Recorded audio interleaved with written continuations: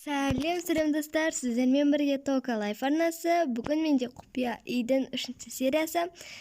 Жаңа жылдарыңызбен құттықтаймын, ауырмаңыздар. Ал ендеше біз видеоны бастаймыз. Бастамас бұрын арнаға тіркеліп, лайк басуды ұмытпаңыздар. Менде ұзақ уақыт видео шықпай кетті.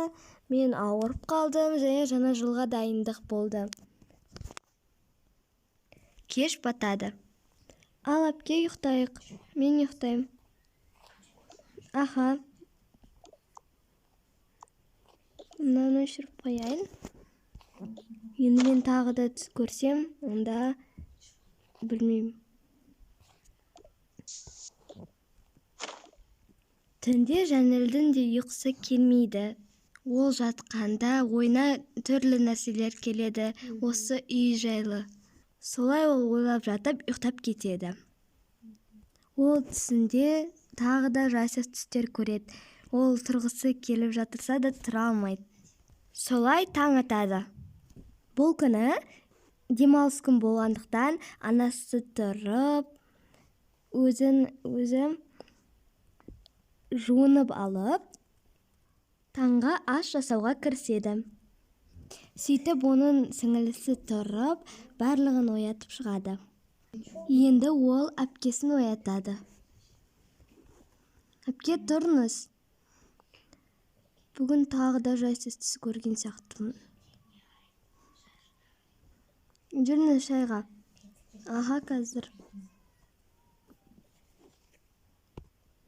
Әпкен қайда? Қазір келе жатыр.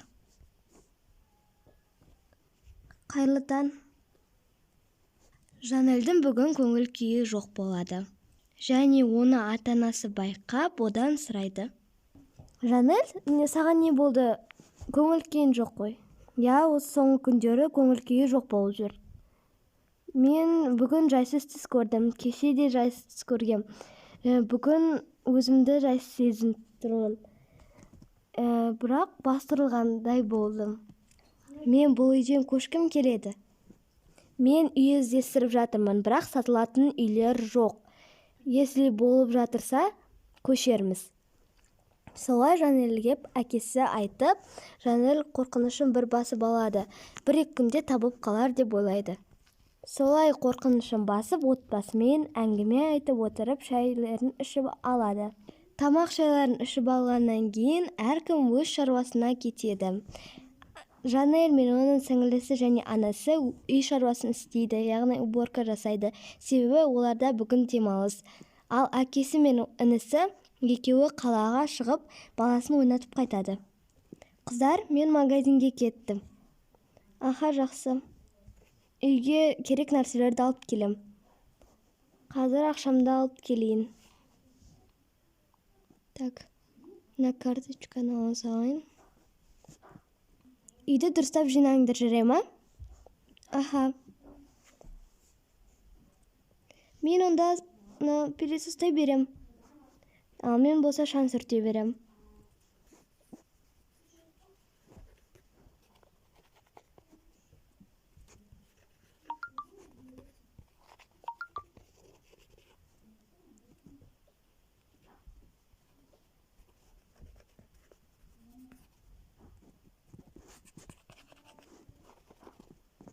Солай олар үй жинап біткен кезде анасы да келіп қалады. О, анашым, келдіңіз бе? Иә, мен аларды алыңдар.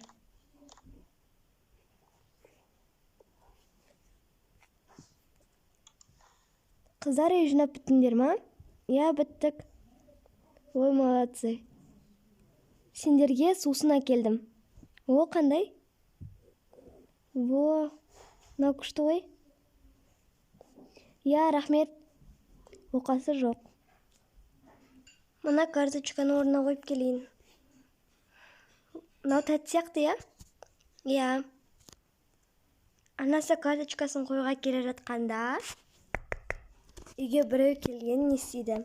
Сосын тезірек барады. Анашым, үйге біреу келді. Қазір келе жатырмын. О, кіріңіз. Қалайсыңдар? Жақсысыңдар ма? Жақсымыз, өзіңіз қалайсыз? Жақсымын ғой. Шай қойса, шай ішсек та.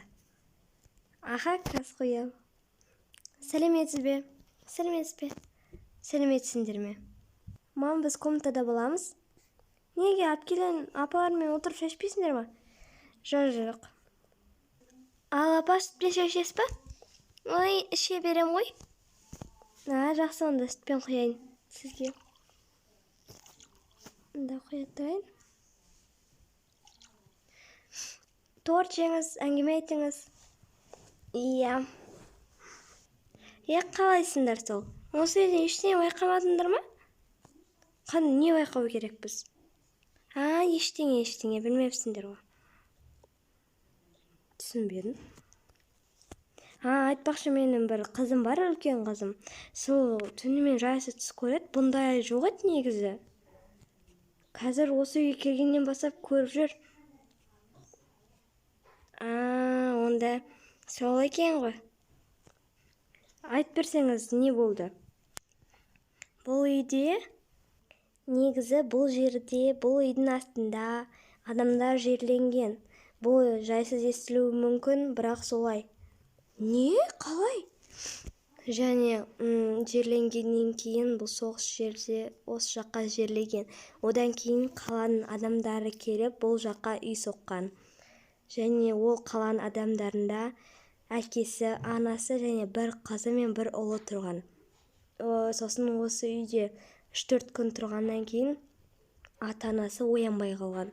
Ал қызы мен жаңа ұлы, олар қалаға туысқандардың үйлеріне көшіп кеткен.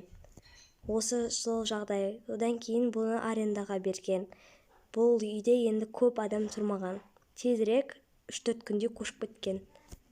Мәссаған, сенің қызың да сондай түстер көріп жүргені сол. Жаңағы спальныда ілініп тұрған картинка, сол әйел мен сол аға. Мәссаған, қорқынышты оқиға екен. Мен бұндай боларын білмедім.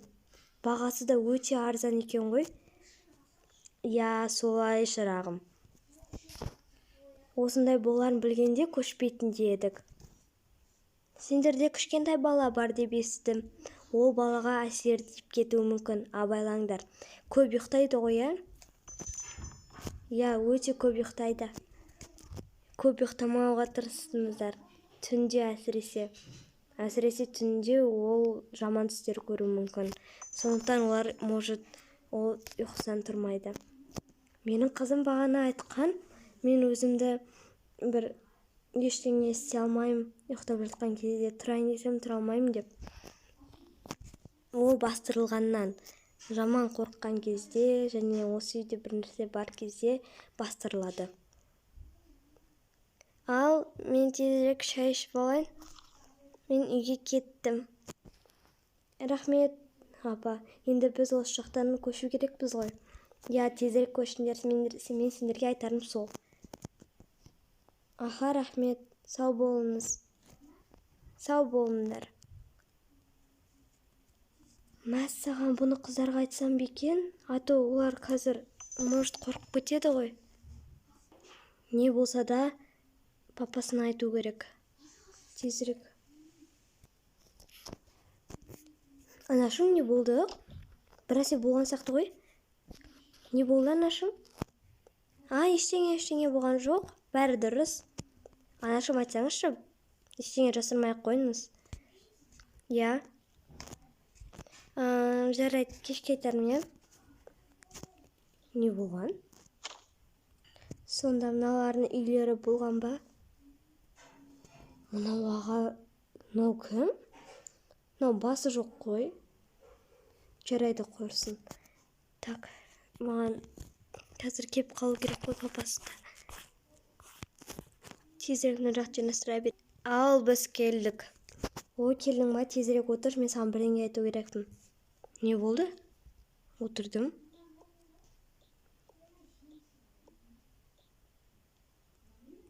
Солай анасы әкесіне бәр жағдайды айтады, және әкесі де қатты прям шок болады. Енді олар тезірек үйді іздеу керек деп ойлайды.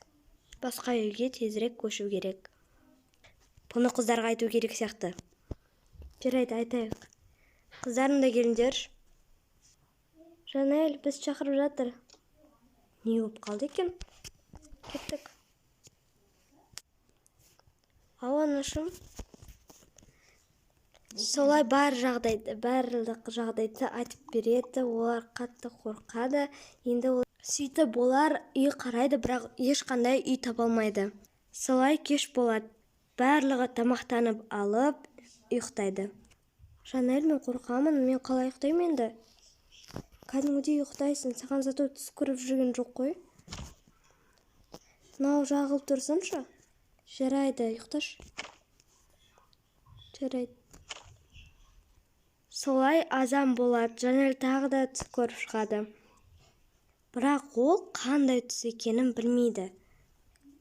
Сөйтіп олар отбасымен тағы да тамақ шайларын ішіп алып, тағы да үй қарастыруға барады, бірақ тағы да ешқандай үй таппайды. Енді олардың көңілдері түсіп отыр. Солай отырғанда үйге кім екен? Сәлеметсіз бе? Сәлеметсіңдер ме, шырақтарым? Қалайсыңдар? Сәлеметсіңдер ме? Сәлеметсіз бе, апа? Сәлеметсіз бе? Сәлеметсіз бе? Біз кеттік. Қалайсыңдар? Отыра берейін ба? Иә, апа, отыра беріңіз. Келіңіз, шай ішесіз ба? Иә, құясыз. Ал балалар, не жиналып көшейін деп жатсыңдар ма? Сол көшейін деп жатырсақ, үй жоқ болып жатыр. Енді не істерімізді білмей отырмыз. Қойыңдар онда. Жарайды. Менде бір үй бар ғой. Қандай үй? Бос па? Иә, бос тұрған үй, мен тұрған бұрында. Тым жақсы үй. Сендер сояққа көшсеңдерші, тегін. Тегін ба? Мәссаған, күшті. Я теп-тегін. Жақсы болды ғой, апа. Қай жақта ол? Міне мынау жап-жақын үйде. Осы үйден кейін тағы да 3-4 үйден кейін ғой. Мәссаған, онда тағы да күшті. Рахмет, апа. Көп-көп рахмет сізге. Біз онда жайлап жинала берейік. Я, бүгіннен қалмай көшеміз. Онда мен жарайды кеттім. Жинастыра беріңдер. Сау болыңыз. Ал, не дейді? Неге көңілсіздер? Басқа үйге көшеміз. Апаң басқа үйге берейін деп жатыр. Күшті ғой, ура, мен кеттім, мен заттарым жинайым.